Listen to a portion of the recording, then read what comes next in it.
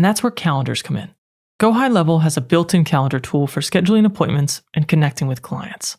To create a calendar, click Calendars on the left-hand side. You won't have a calendar yet, so go to Calendar Settings to create one. Assuming you want to create a personal booking calendar for yourself, there's something we need to set up first.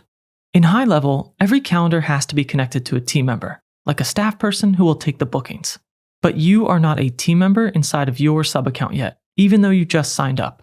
When you signed up, HighLevel created your user at the agency level, but we need to add you at the sub-account level before we can continue. So let me show you how to do that now. Click the business name in the top left and switch to agency view.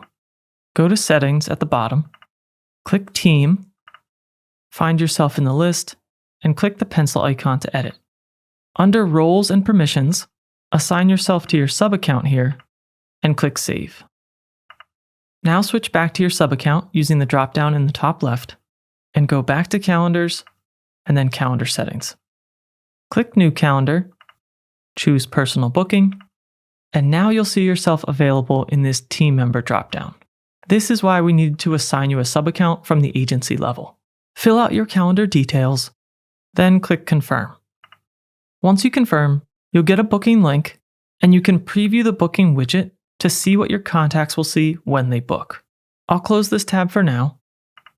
And assuming that you already use a Google or an Outlook calendar, you can sync them here under the Connections tab so that everything stays in one place.